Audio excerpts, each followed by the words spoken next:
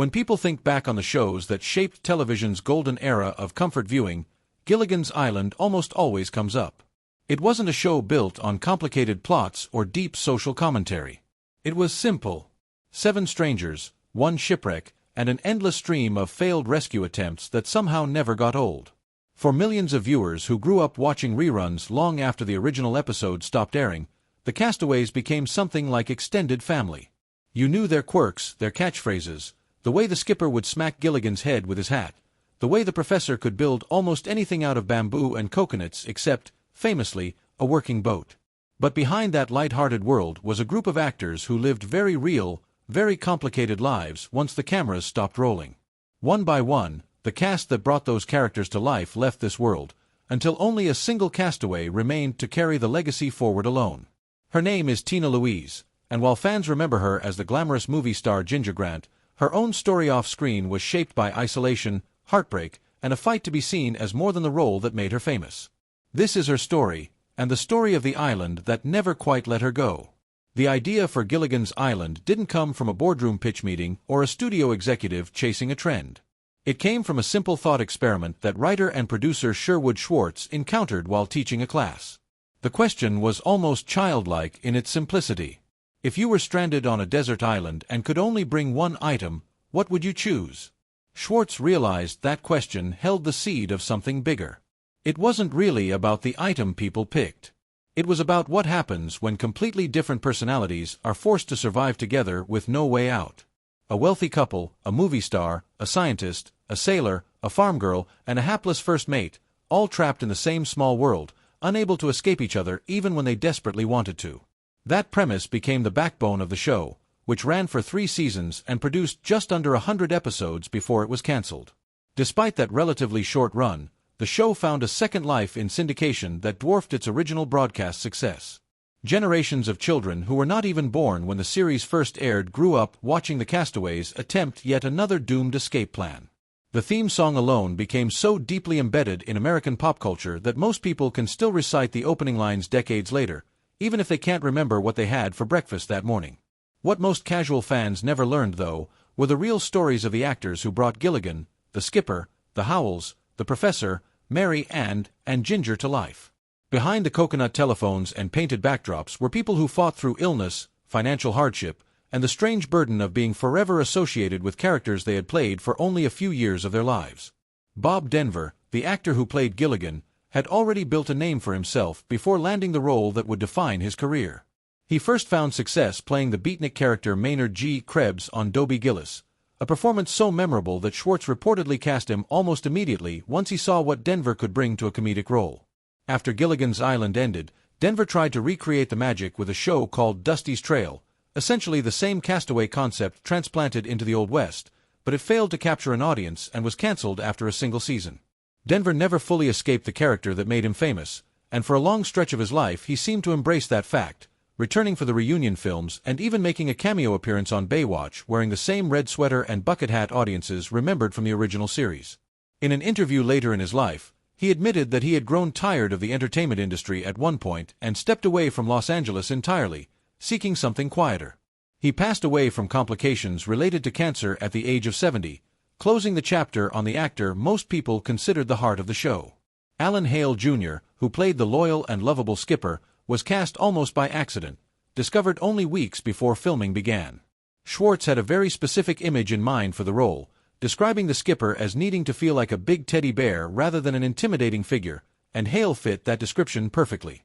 Audiences fell in love with the warmth he brought to the role, particularly the protective, almost fatherly relationship between the skipper and Gilligan. After the show wrapped, Hale pursued a completely different path, opening and running a seafood restaurant that he stayed closely involved with for years. Sadly, he was later diagnosed with cancer of the thymus, and he passed away at the age of 68. Jim Backus, who played the wealthy and eccentric Thurston Howell III, arrived on Gilligan's Island already a well-established actor. He had shared the screen with James Dean in Rebel without a cause and lent his voice to the beloved cartoon character Mr. Magoo for years, a role he continued voicing long after the Island series ended. He even appeared in Disney's Pete's Dragon. Unfortunately, Parkinson's disease slowly limited his ability to work as he aged, and he became the first member of the main cast to pass away. Natalie Schafer, who played the elegant and endlessly wealthy Lovey Howell, brought a refined charm to every project she touched. She continued playing the character in later television specials and made guest appearances on other popular sitcoms of the era.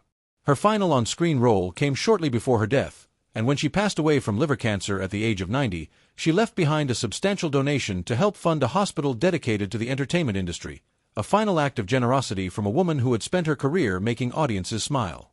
With each of these castaways gone, only one member of the original main cast remained standing, carrying the full weight of the show's legacy on her shoulders alone. That castaway is Tina Louise, and her path to that unwanted distinction was anything but simple. Tina Louise was born in New York City under the name Tina Blacker. Unlike the glamorous, carefree image many fans associate with Ginger Grant, her actual childhood was marked by instability and emotional distance from nearly everyone around her. She was an only child raised in a household that fractured early. Her mother was a young fashion model who had her at a very young age, still figuring out her own identity, while her father ran a candy store in Brooklyn before eventually shifting careers to become an accountant. Their marriage did not last, and by the time Tina was still a small child, her parents had already separated, setting off a chain of events that would define much of her early life. Even her name carries a piece of her personal history. She once explained that during her school years, she confided in a drama teacher that she felt embarrassed being the only girl in her class without a middle name. The teacher suggested she use Louise, and the name stuck with her for the rest of her life and career, eventually becoming the identity the world would come to know her by. Long before Tina Louise became a household name, though, she was simply a young girl who felt abandoned by the adults around her. At only 6 years old, she was sent to live at a boarding school, a decision that planted the seeds of a loneliness she would carry with her for decades. She has openly described her time there as frightening and cold, admitting that she never wanted to be there from the very first day. The environment among the other children was harsh, cliquish, and at times cruel, with informal social hierarchies forming among the girls that resembled something closer to survival tactics than childhood friendships. She recalled being instructed by other children to physically hurt another girl, an experience that left her confused and deeply unsettled. Those years were less about growing up and more about simply enduring, and the emotional scars from that period followed her long after she achieved fame and success.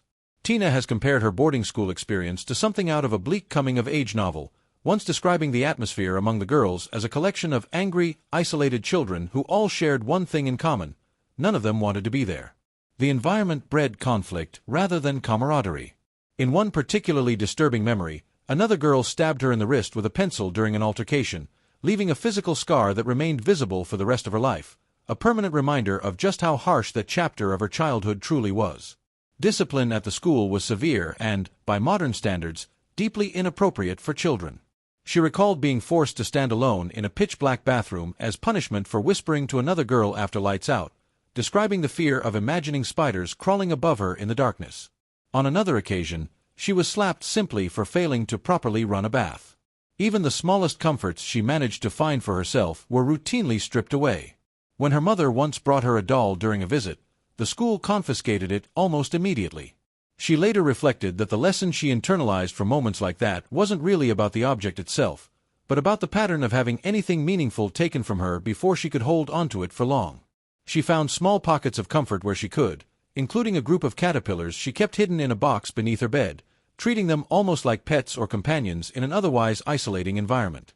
Even those were eventually discovered and taken away. Sundays became the emotional center of her week because they were designated visiting days, and she would wait anxiously for her parents to arrive. Often, they simply didn't show up. She has spoken about how deeply she craved physical affection during that time, describing the ache of waiting for hugs that never came. The desperation to escape that environment became so intense that she admitted to trying to make herself sick on purpose, hoping that illness would be her ticket out. It never worked. Instead, she remembers being handed a phone to call her mother, only to be told that it simply wasn't the right time to leave. Her mother, by then remarried to a man who did not welcome the presence of a young child in his household, was unable or unwilling to bring her home. For a young girl already struggling with feelings of abandonment, that rejection cut especially deep, reinforcing the sense that she didn't quite belong anywhere. At around 8 years old, Tina finally left boarding school and moved in with her father and his new wife. For the first time in years, she felt something resembling stability and happiness, finally experiencing what it meant to have a real home environment. Unfortunately, that sense of security didn't last. By the time she turned 11, her mother, who had since remarried a wealthy doctor, decided she wanted her daughter back. Tina was uprooted once again, this time placed into a luxurious New York townhouse, forced to leave behind the father she had only just reconnected with. She has described how emotionally devastating that separation was, admitting that for a long stretch of her life she couldn't even bring herself to say her father's name out loud. She placed a great deal of blame on him for not fighting harder to keep custody of her, feeling as though he should have done more to prevent the separation. Instead, she was put in the impossible position of essentially telling her own father that she could no longer see him. The guilt from that moment lingered for years, and she wouldn't reconnect with him again until shortly before her acting career began to take off. Her relationship with her mother was similarly complicated, filled with both dependency and tension. Tina once described her mother as the single most dominant force in her life, someone whose powerful presence often left her feeling overshadowed rather than supported. Her mother's own upbringing had been far from stable. She lost her own mother when she was only 3 years old, and her father had placed his children in an orphanage for a period of time. Given that painful history, it's perhaps easier to understand why Tina's mother struggled to provide the emotional grounding her daughter needed. She had become a mother herself at an extraordinarily young age without ever having a maternal figure of her own to guide her, and she often relied heavily on the men in her life for stability, a pattern that shaped her decisions for years to come. Despite all of the turbulence in their relationship, Tina's mother ultimately supported her daughter's growing passion for acting, giving her an outlet that would eventually become her escape from a painful and unsettled childhood. Tina Louise's entertainment career began remarkably early, even appearing in an advertisement for her father's candy store when she was just a toddler. By the time she reached her late teens, she was already pursuing acting seriously, training under the respected instructor Sanford Meisner at the neighborhood playhouse in Manhattan, where she studied acting, singing, and dance. Her stage career took off in the early 1950s, and she went on to appear in several notable Broadway productions, gradually building a reputation as a talented performer beyond simply a striking appearance. Her looks did draw significant industry attention, and she was offered various modeling opportunities, appearing in pin-up photography and fashion catalogs. She was also featured in high-profile magazine pictorials during this period, which helped raise her public profile considerably. However, Tina made it clear early on that she wanted to be recognized as a serious actress rather than simply a model or a pretty face attached to a magazine spread. Her breakthrough film role arrived in the late 1950s, and that same year she was recognized as one of the most striking redheads in the industry by a prominent arts organization. Hollywood took notice quickly. She went on to star alongside several major leading men of the era in dramatic film roles, positioning herself as a serious dramatic actress rather than simply a comedic or glamorous type. Interestingly, she turned down opportunities to appear in certain popular film adaptations, choosing instead to continue pursuing Broadway roles and even branching into Italian cinema for a period, appearing in international productions that broadened her range as a performer. Eventually, she returned to the United States and continued refining her craft, studying under acting teacher Lee Strasberg. By the early 1960s, she was appearing regularly on American television, taking on guest roles that showcased her versatility. One particular guest appearance alongside actor Bob Denver would end up changing the entire trajectory of her career, though neither of them likely realized it at the time. Tina Louise stepped away from a Broadway production to take on the role that would ultimately define her public image for the rest of her life, that of Ginger Grant, the glamorous movie star castaway on Gilligan's Island. The character was originally conceived with a Marilyn Monroe-inspired archetype in mind, but as production continued, the direction of the character shifted. Tina has said that once a different director stepped in, the writing began to genuinely reflect who she wanted Ginger to be, and she grew to love the character deeply.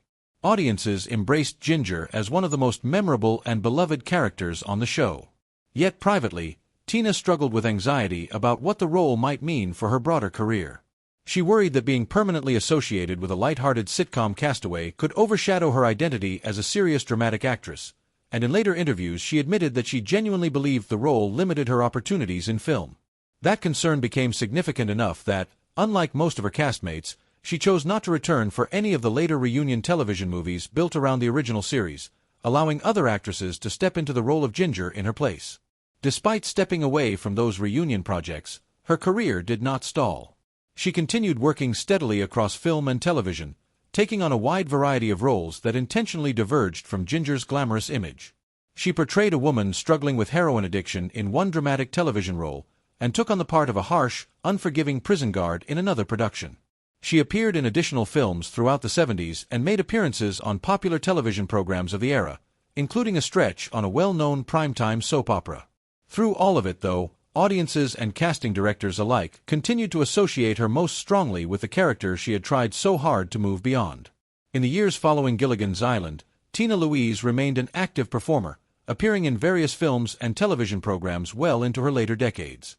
She took on a role in a Robert Altman comedy during the late 80s and appeared in a satirical film alongside a then relatively unknown Brad Pitt in the early 90s. She also made guest appearances on other popular sitcoms of the period. Decades later, she continued to accept select acting roles, including appearances in independent films well into the 2000s, proving that her presence in front of the camera never fully faded, even as the industry around her transformed dramatically. Although she consistently avoided participating in the official Gilligan's Island reunion films, she did make occasional public appearances connected to the show over the years, including talk show visits and industry award ceremonies celebrating television history. In the 1990s, she reunited briefly with several of her former castmates for a guest appearance on another popular sitcom, a rare moment of on-screen reunion despite her general reluctance to revisit the role of Ginger directly.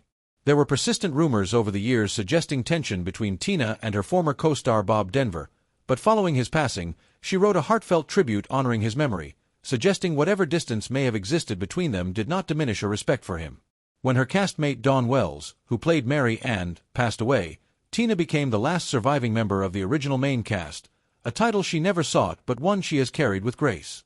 In addressing her legacy directly, she has firmly denied ever disliking her time playing Ginger, insisting instead that she genuinely loved portraying the character and appreciated the joy the show continued to bring to audiences long after it stopped filming new episodes.